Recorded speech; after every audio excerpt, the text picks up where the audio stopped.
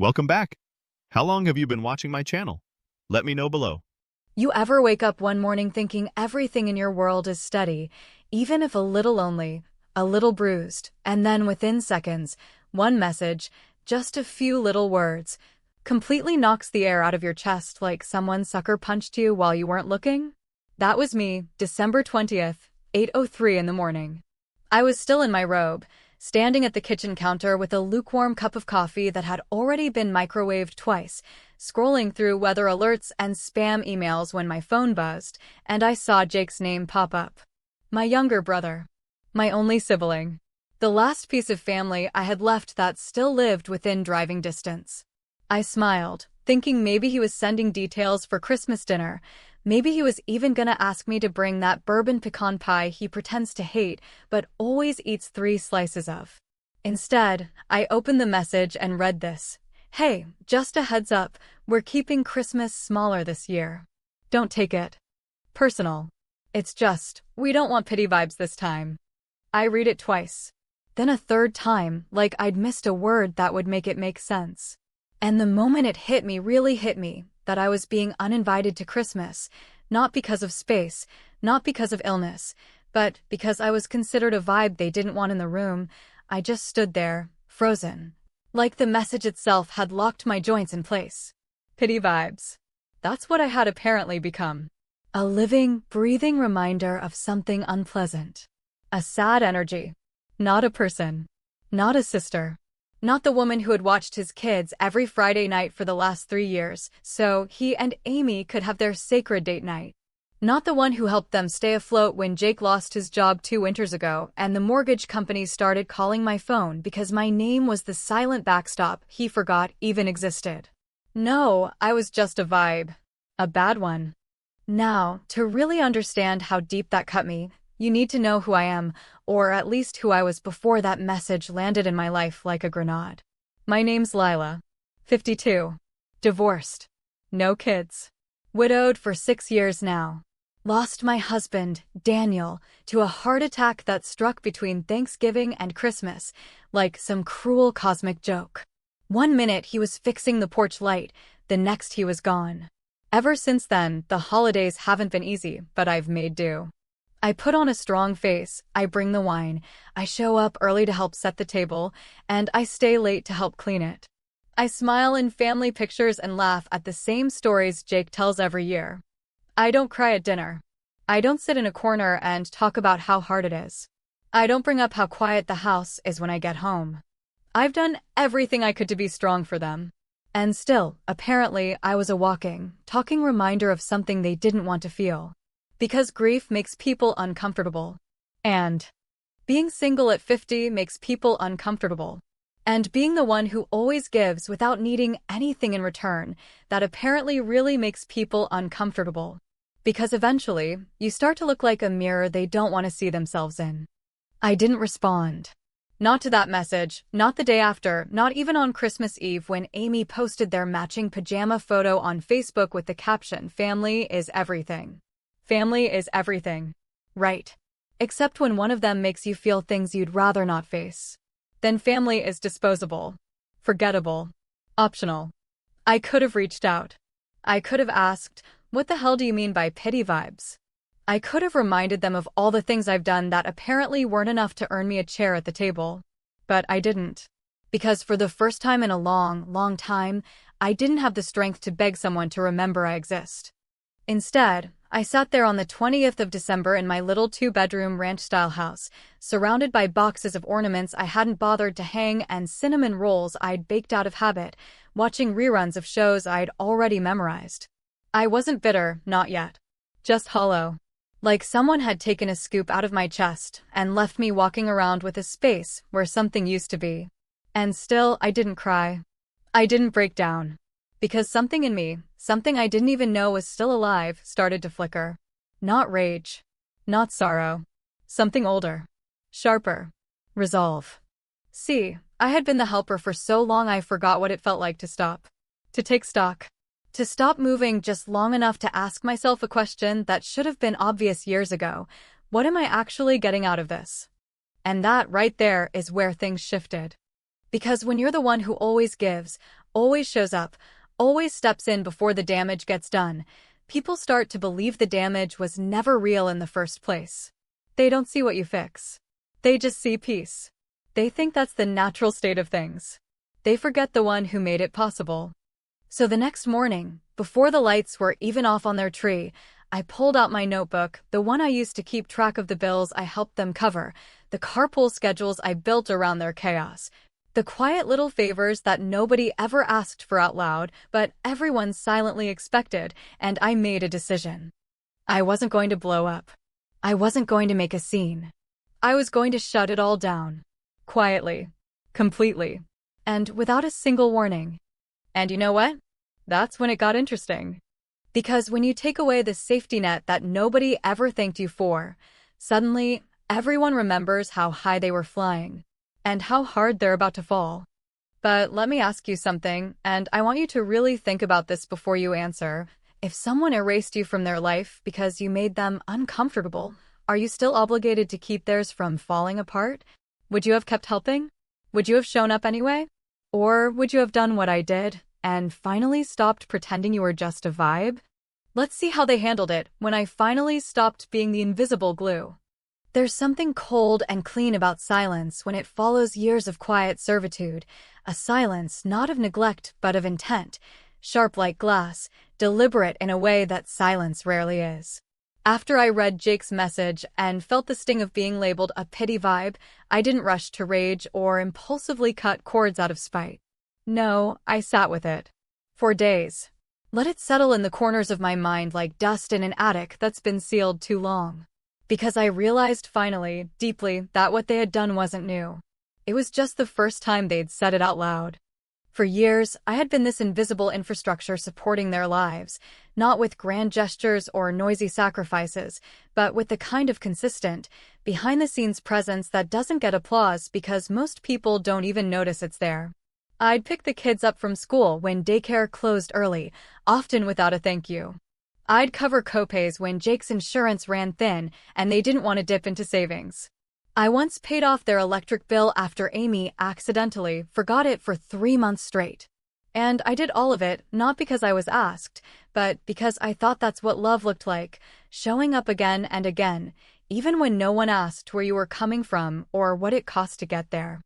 So after Christmas passed and I got through that god-awful empty day in my too-quiet house with a too-large meal for one, I woke up on December 26th with a different sort of resolve in my chest. Not anger. Not sadness. But clarity. Like fog had lifted. And I knew what I needed to do. Not in a rush, not dramatically, but carefully, methodically. If I had become a background character in their life, then it was time for me to pull myself from the script. Completely. The first thing I did was open my bank app. I had been quietly transferring $200 a month into Jake's account since the twins were born, just a little padding to cover diapers, school supplies, whatever was needed. It was supposed to be temporary. That was 10 years ago. I clicked a button, canceled the auto transfer, and sat there watching the confirmation screen. One click. That's all it took. And yet, that one act felt heavier than all the months of giving that had come before it. Next came the carpool calendar. I logged into the shared family spreadsheet. Yes, there was a whole Google Doc system we used to manage the chaos of pickups, sports practices, dentist appointments. I deleted myself from every entry for the upcoming month. No explanation. No drama. Just absence. Just space where I used to be. Then came the big one, something Jake probably hadn't thought about in months, maybe years. When he bought their house 7 years ago, fresh out of another job layoff and neck-deep in debt, the bank had all but laughed in his face until I offered to co-sign. Not just vouch for him, but put my name, my credit, my liability on the line. And I did it, no questions asked, because he was my brother, because he had kids, because I didn't want to see him fail. That cosign had allowed them to buy a 4-bedroom in a good school district with a backyard big enough for birthdays and barbecues. But here's the thing no one likes to say out loud. Being a cosigner doesn't mean you're just a nice name on paper. It means if they fail, the bank comes for you. So I called the mortgage company, asked about my options, and learned that legally, if I removed myself from liability, they would reevaluate the loan. That meant requalifying. That meant scrutiny. That meant risk. I didn't make the change that day, but I put the wheels in motion. And that's when I realized how entangled I had allowed myself to become in a life that wasn't mine. I wasn't just helping, I was holding them up. Silently. Invisibly. And they didn't even know. Or worse, they knew and had convinced themselves they were doing just fine on their own. By New Year's Eve, the text messages started. First, it was Amy. Hey, just wondering if you're still good to get the boys Tuesday? I've got a shift and Jake's working late. I stared at the message for a full minute before replying with 3 words, you'll need to adjust. That was it. No lecture. No explanation. Just facts. The next day, Jake chimed in, more passive-aggressive than direct. Is everything okay? We haven't heard from you. Just checking in. I didn't answer. Because the truth is, I had been checking out for a long time. They just didn't notice until it started affecting them. By the first week of January, the cracks were showing. I heard through a friend, small-town grapevine being what it is, that Amy had been calling around for last-minute sitters, and Jake had to leave work early twice to cover school pickups. The twins had missed 1 practice and a dentist appointment. Minor things for most people.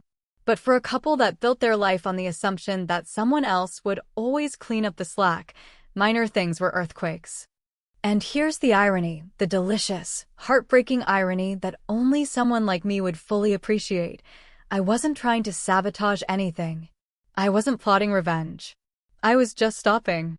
But when someone has spent years walking through life with a hidden hand under their elbow, keeping them upright, they forget what standing alone feels like. And when you finally pull your hand back, they don't wobble, they fall. On January 4th, I got another text from Jake, shorter this time. No fluff. Just, can you please come by? Amy's freaking out. I looked at it. I read it twice. Then I turned my phone over, face down on the kitchen table, and took another bite of my cold toast. Because if she was freaking out now, just wait until they realized what else I had kept from falling apart. This was only the beginning. And still, I wasn't angry. Not really. What I felt was something deeper. Something more dangerous. A kind of calm that comes when you've stopped asking to be seen and started watching who notices your absence. They were beginning to notice. But they had no idea just how far this went. And I wasn't about to warn them. There's a moment, somewhere between losing your grip on something and realizing it was never yours to hold, when the fear starts to rise, not because the loss itself is devastating, but because the illusion of control begins to shatter in real time. That was the exact storm I saw forming behind Jake's carefully worded, vaguely urgent text, asking me to please come by because Amy was freaking out, which, in Jake's language, was as close as he would get to admitting something had gone wrong. Though he'd still make sure to phrase it like it had absolutely nothing to do with him. I didn't answer. I didn't call. I didn't even entertain the thought of going over there, because what they were asking for, whether they realized it or not, wasn't help, it was rescue. And I had retired from being their lifeboat. But make no mistake, I knew exactly what was unraveling behind the scenes, even before the details trickled down through mutual acquaintances, well-meaning neighbors, or the occasional social media post that accidentally said too much. The thing is, when you've been holding a system together for years, you don't need a front-row seat to know what happens when the screws start coming loose. You can hear the echo from across town. Apparently, the first real rupture came when Amy missed a shift at the hospital because no one picked up the kids after school. The sitter she'd scrambled to find at the last minute canceled an hour before dismissal, and with Jake stuck in traffic and no backup plan in place, the school called Amy directly. She arrived 45 minutes late, frazzled and defensive, and the front office woman, bless her, told a friend of mine that Amy had the gall to say, "This used to just be taken care of." As if school pickups materialized out of thin air. As if fairy godmothers were supposed to have an automatic dispatch system. As if I hadn't been the one standing in that pickup line every Tuesday and Thursday, rain or shine, while Amy did her hair and Jake took networking calls at the golf course. After that, things began to spiral. The credit card I'd been quietly paying down, yes, you heard that right, I'd been putting $50 here, $75 there, toward the balance of a joint card they once opened in my name back when Jake's credit was in the gutter. Started accumulating late fees again.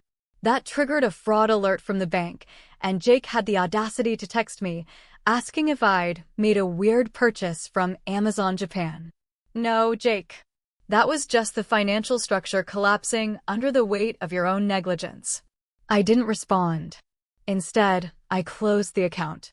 Called the bank, explained that I no longer had access or responsibility, and wiped my hands clean. Let them feel what it's like to be an adult. It's not petty when you're simply handing people back the burden they thought was yours to carry. But the true panic, the heart of it, came from something far more primal than money or logistics. It came from the realization that their world, which had always hummed along with invisible precision, was never truly running on their power alone. The missed dentist appointment, the unpaid sports dues, the sudden need to take turns staying home with a sick child because daycare wouldn't extend hours without me covering the fee, they weren't just inconveniences. They were proof. Proof that they weren't as self-sufficient as they'd believed. Proof that the stability they'd taken for granted had always come at a cost. And the person who paid that cost quietly, steadily, without so much as a thank you, was no longer available.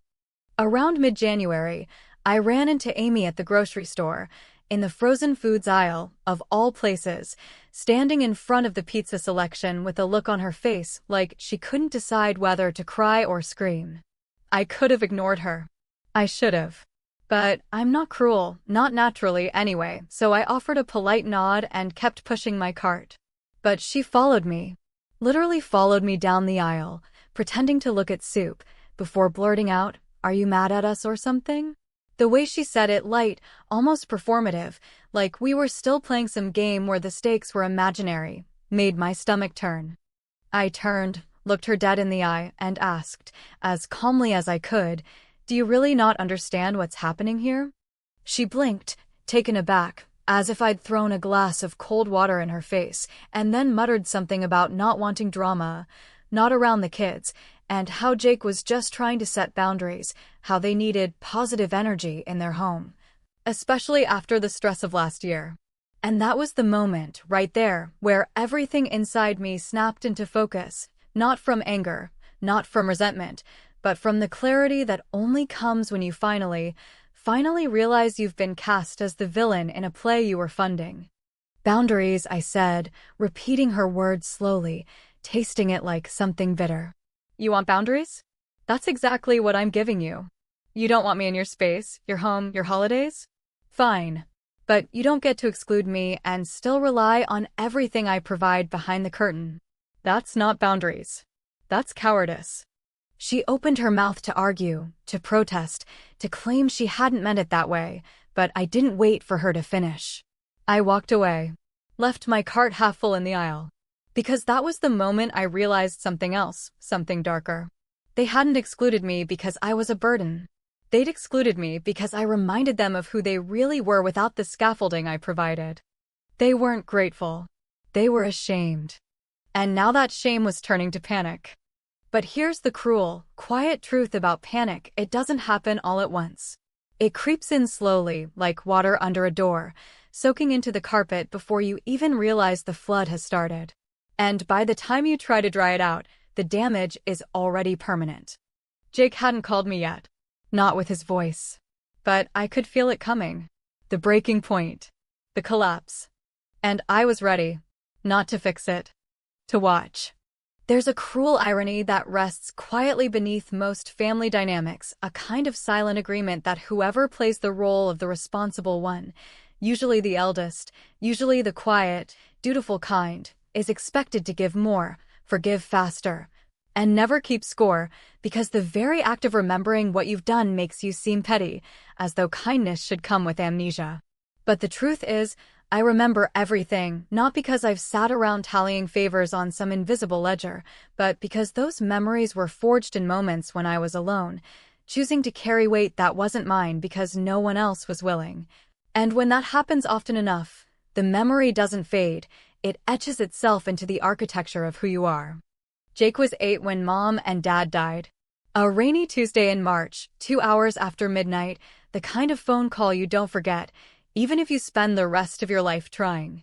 I was 22, barely out of college, living with a boyfriend I didn't love and working 2 part-time jobs to keep from moving back in with relatives who couldn't have cared less if we lived or disappeared. Our parents had been driving back from a weekend out of town, an anniversary trip, of all things, and they never made it past the county line. Some teenager texting on a back road hit them head-on, and just like that, everything that anchored me to any sense of normalcy snapped. I became a legal guardian overnight, not because I was the most qualified, not because I was ready, but because there was no one else who could or would do it. Jake cried himself to sleep for months, sometimes curled on my floor like a dog that didn't understand where its home had gone, and I'd sit up, night after night, reading articles on how to help grieving children while quietly skipping meals just to afford his school supplies and lunch tickets.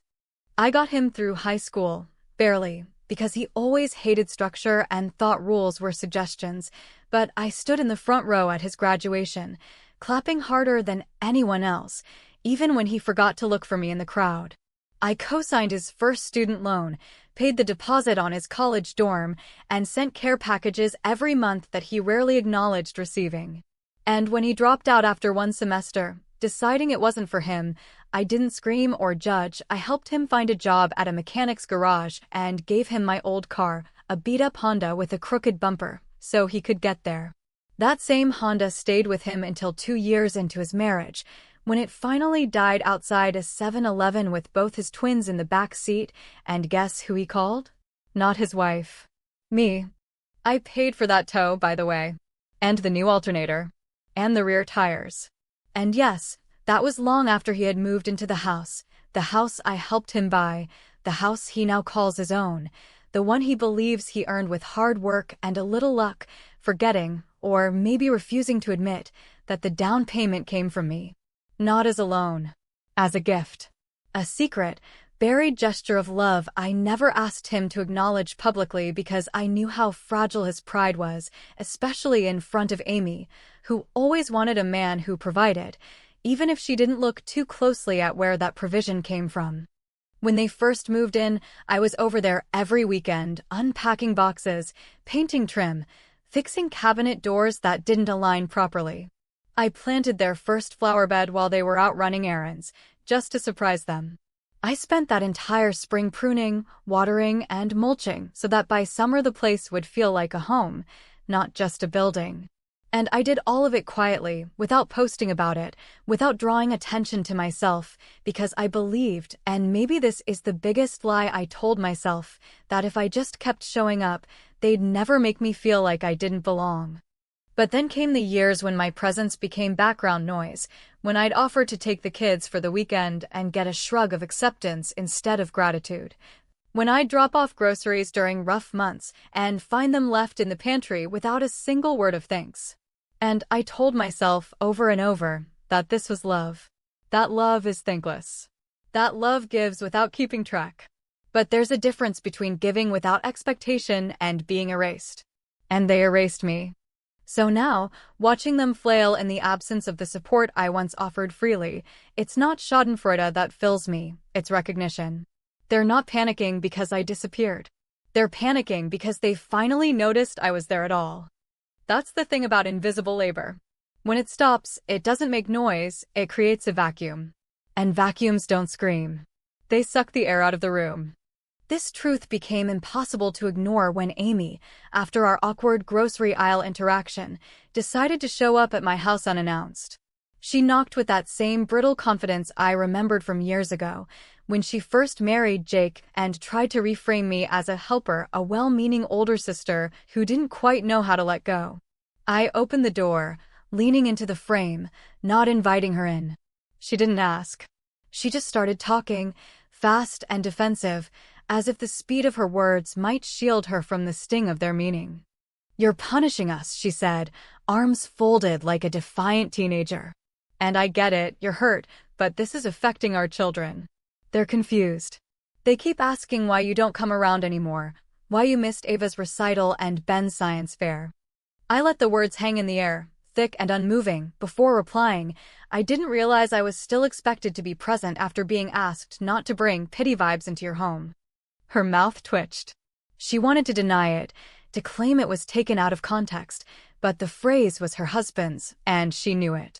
Instead, she pivoted, as people do when they realize the high ground is out of reach. "You're being dramatic," she said. "We never meant to push you away."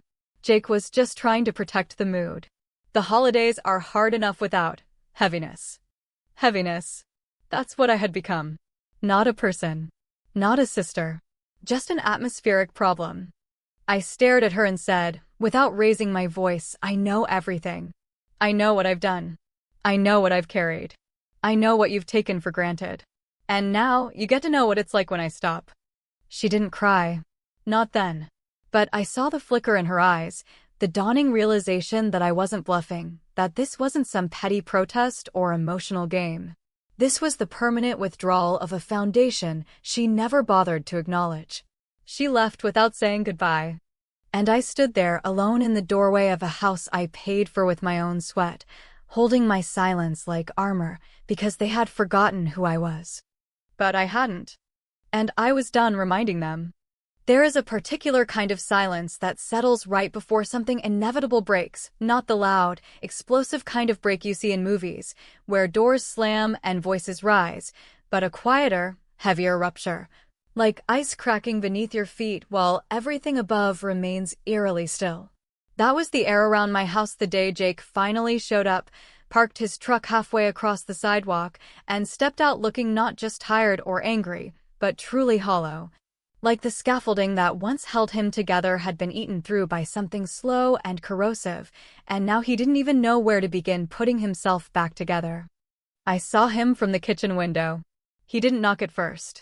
Just stood in the driveway, hands on his hips, shoulders sagging under the kind of weight you don't admit you're carrying until it's already too late. For a moment, I debated not opening the door, not even acknowledging his presence, because after all the months of being erased, of being turned into a symbol of sadness, of being reduced to some sort of energy risk for the holiday mood, the idea of entertaining his last-minute plea for attention felt absurd, almost offensive. But then I reminded myself, this wasn't for him. It was for me. I had spent decades making myself small, patient, accommodating, while people like Jake moved through life assuming the safety net beneath them would always stretch, never tear. Now he had come face to face with the hole I left behind, and I wasn't about to look away. I walked to the front door slowly, opened it just wide enough to be heard, but didn't invite him in. He looked up, startled by the sound, like he'd been gathering courage and had only just reached the edge of it. For a few seconds, we stood in that strange space between estrangement and familiarity, and then he finally spoke, his voice rough and low, as if even the act of asking for help had scraped something raw inside him. "Lila," he said, "I didn't know what else to do." And that's when the tears came, not mine, but his, slow at first, like he was trying to blink them away, then all at once, the kind of weeping that cracks open from somewhere deep in the chest, unplanned and almost embarrassing. The kind that only happens when a person realizes they are no longer the center of someone else's protection. He stepped closer, but didn't try to breach the door, which told me, despite everything, he knew better than to assume forgiveness was waiting behind it. "You've got to help me," he said. "I can't keep this together. Amy's not talking to me. The mortgage company sent us some paperwork we don't understand. The sitter quit, and the twins are asking every day why you hate them now. I didn't think things would fall apart this fast. I didn't know you were holding so much. I just thought. I don't know. I thought it would be fine." There it was. The truth, ugly and bare. He didn't know. Because he never asked. Because he never listened. Because it was easier to believe that comfort was his birthright, that stability was something he deserved, not something someone else bent over backwards to maintain. I stepped outside then, not to comfort him, but to face him completely, to let him look at the woman he had miscategorized for years, not as a martyr, not as a saint, not even as a victim, but as a human being who had drawn the short straw more times than she could count and had still managed to turn it into shelter for people who never thought to bring their own. "You think I ruined your life?" I asked, not with anger, but with that flat, exhausted clarity that only comes when a person has run out of apologies. You think I did this to you? Jake, all I did was stop. I stopped bailing water out of a boat you kept poking holes in. I stopped patting your fall every time you tripped over your own irresponsibility. I stopped pretending your life was stable when the only reason it looked that way was because I was behind the curtain pulling all the levers. He opened his mouth to argue, to protest, but no words came. I kept going, my voice steady but not unkind. You say Amy's not talking to you? That's not my fault. That's what happens when people live on borrowed effort and the lender finally stops giving. The mortgage company sent you papers? That's because I removed myself from the loan I never should have been on in the first place. The kids are confused? You made them think I was just a backup character, someone you could mute when the plot didn't suit you. I didn't ruin your life, Jake. I just gave it back to you. All of it. Every single piece. He sat down on the edge of the planter box like he couldn't stand anymore, wiping his eyes with the sleeve of a flannel shirt I vaguely remembered giving him 5 birthdays ago. That shirt used to smell like motor oil and cheap cologne. Now it just looked tired. Then, in a smaller voice, almost childlike, he asked, "Is there any way to fix this?" And there it was, the question we all ask when the consequences finally catch up to our choices, when the bridges have already burned, and we're standing on the ash-covered bank pretending we don't know who lit the match. I looked at him and, for the first time in years, didn't feel that old tug of guilt or responsibility or habit. I just felt peace. Not because I wanted to see him suffer, but because I finally understood that saving someone who refuses to change is just another form of self-destruction. I don't know, I said, because the truth is I really didn't. I didn't know if there was a way to rebuild something that had never been based on mutual respect to begin with. I didn't know if he was capable of growth or just desperate for relief. I didn't know if I even wanted to open that door again. But I did know one thing. I was no longer available to carry what wasn't mine. I turned to walk back inside, leaving him sitting there in the driveway, not out of cruelty, not to make a point, but because some stories have to end where they begin outside, alone, with no promise of resolution. And as I closed the door behind me, I whispered more to myself than anyone else, "He says I ruined his life. But maybe, just maybe, I saved mine." Now I'll ask you honestly, with no judgment, just something to sit with in the quiet after the story ends, what would you have done? Would you have gone back to helping, knowing they never saw you to begin with? Or is there a point, somewhere past forgiveness and patience and blood ties, where walking away isn't a betrayal, but a boundary? Because not all endings come with applause. Some just come with silence and peace.